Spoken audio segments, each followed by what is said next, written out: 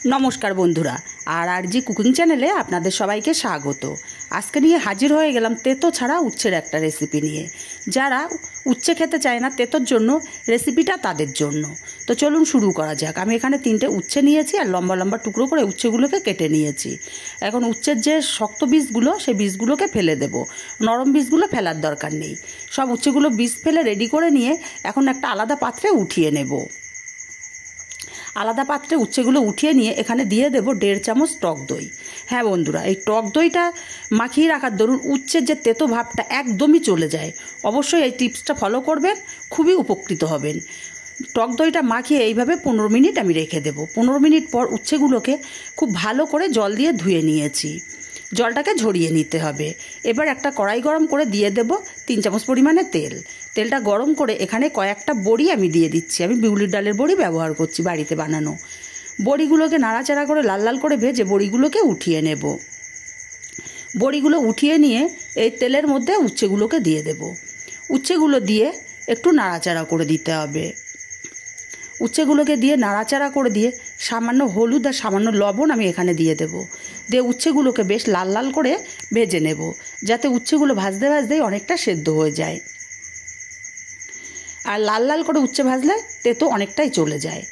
দেখুন উচ্ছেগুলো বেশ লাল লাল করে ভেজে নিয়েছি। এখন উচ্ছেগুলো তেল ঝরিয়ে উঠিয়ে নিতে হবে।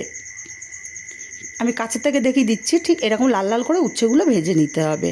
উচ্ছেগুলো উঠিয়ে নিয়ে এই তেলের মধ্যে অল্প একটু রাঁধুনি ফোড়ন দিলাম আর কিছুটা কালো জিরে ফোড়ন দিলাম। ফোড়নটা একটু ভাজা ভাজা হলে এখানে দিয়ে দেবো কেটে রাখা আলু। আমি আগে থেকে উচ্ছের মতো সাইজ করে লম্বা লম্বা করে আলুগুলো কেটে নিয়েছিলাম।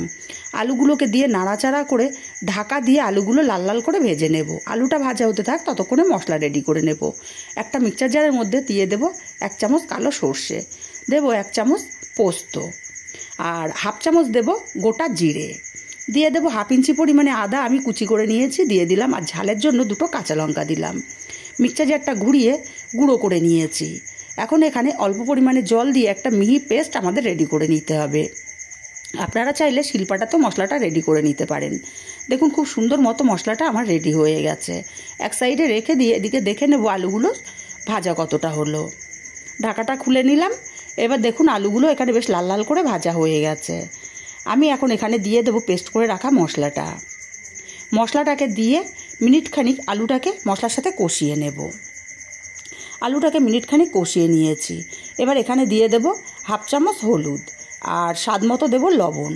অল্প একটু জল দিয়ে আলুটাকে আরও কিছুক্ষণ কষিয়ে নেব মশলার সাথে। আলুটা 2-3 মিনিট সময় নিয়ে কষিয়ে নিয়েছি। এখন পরিমাণ মতো জল এখানে দিয়ে দেব। আমি মিক্সচার জারটা ধুয়ে জল দিয়ে দিলাম, কারণ মিক্সচার জারে অনেকটাই মশলা লেগেছিল। আমি এখানে আর একটু জল ব্যবহার করব, কারণ আমি যেহেতু পাতলা ঝোল করব, তাই পরিমাণ মতো জলটা দিয়ে নাড়াচাড়া করে দিলাম। আর ভেজে রাখা বড়িগুলোও এখন দিয়ে দেব। ঢাকা দিয়ে 5 মিনিট রান্না করে নেব। 5 মিনিট পর ঢাকাটা খুলে নিলাম। এখন নাড়াচাড়া করে দেখে নিতে হবে আলুগুলো সেদ্ধ কতটা হলো। আলুগুলো সুন্দর মতো সেদ্ধ হয়ে গেছে। এখন ভেজে রাখা উচ্ছেগুলো এখানে দিয়ে দেব।